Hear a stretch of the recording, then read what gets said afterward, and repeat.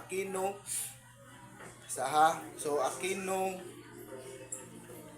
administration. So 1986 to 1992. So focus on the restoring credibility of the fiscal system.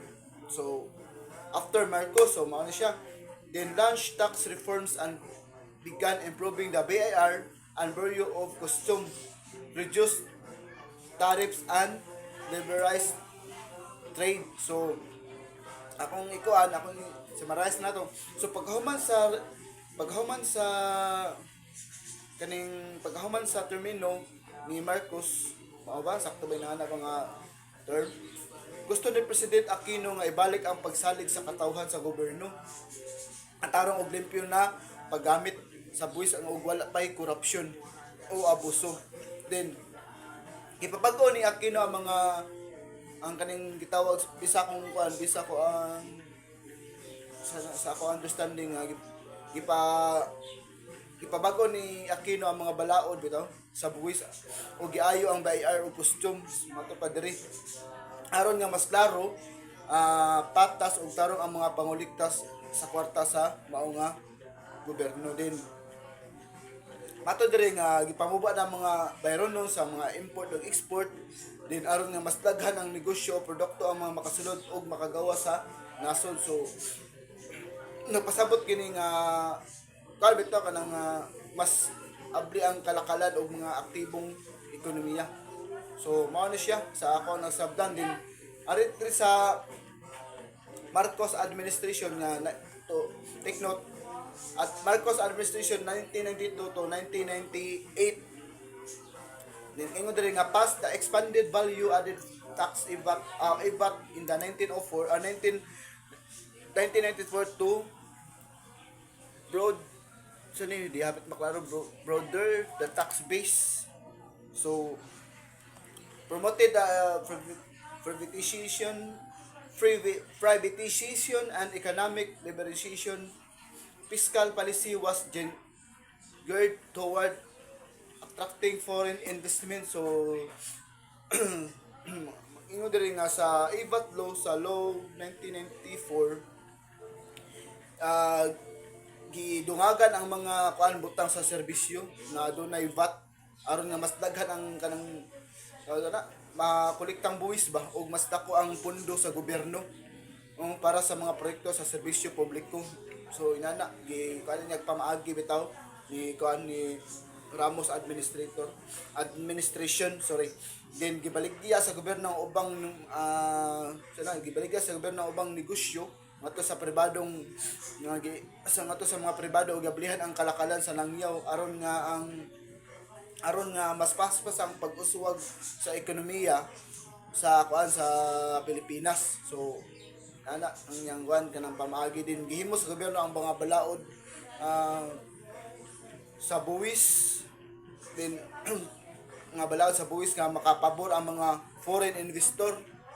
So aron nga mahulog sila sa puhunan sa nasod nga makatabang sa paghatag sa kaning paghatag og trabaho, pag-uswag sa ekonomiya. So mao na ang hitabo kasagaran nun nga kanang adunay mga foreign bitaw nga daghan ng mga foreign ba nga nagtukod diri sa atong nasod bitaw sa tungod ni aning pamaagi ni Ramos. So siya nagpakuan ni aning silbi ang mga foreign mao usa ka puhunan bitaw gihimo niya puhunan sa nasod aron makatabang sa paghata og trabaho pag-uswag. Din the more nga adunay trabaho ang tao the more pod nga maka-invest sila og kaning gitawag nato og tax. O mao na siya sa Ramos administrator. Then next is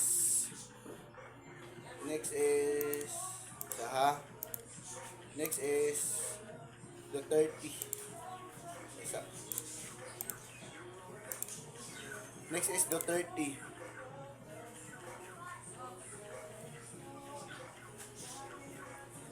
Ay, tesa, di pa ay.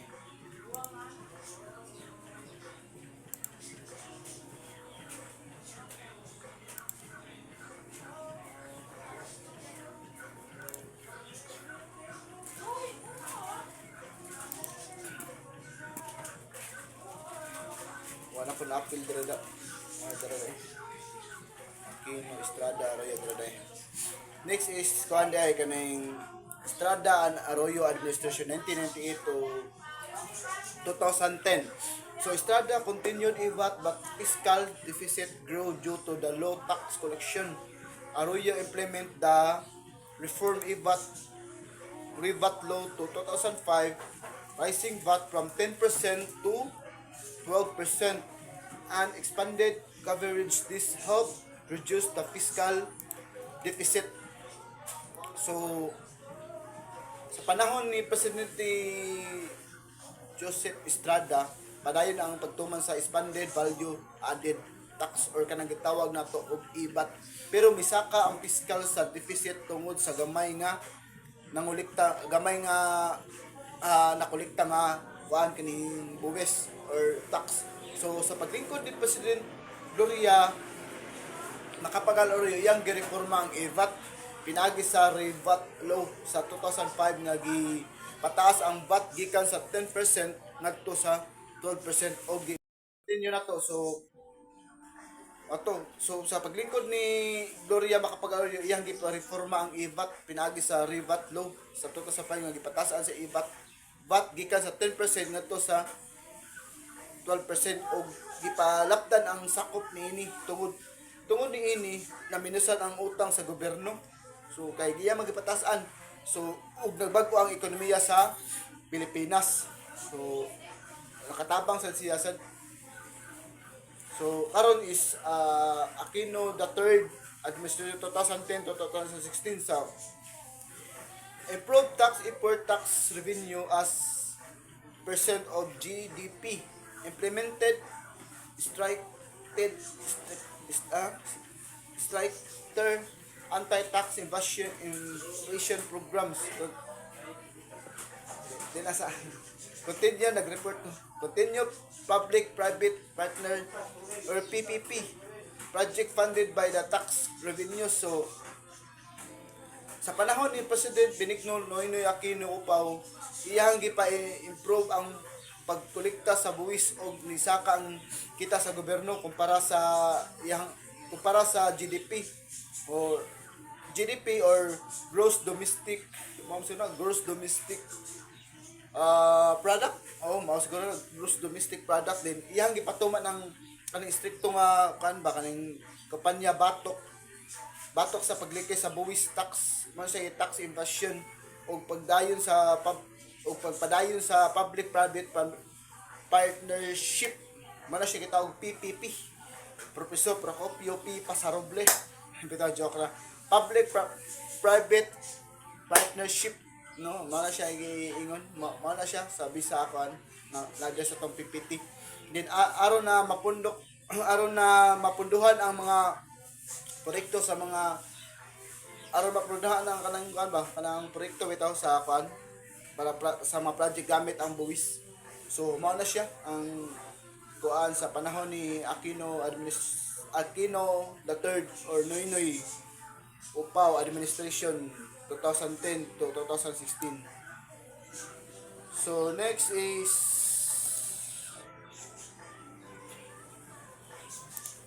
the 30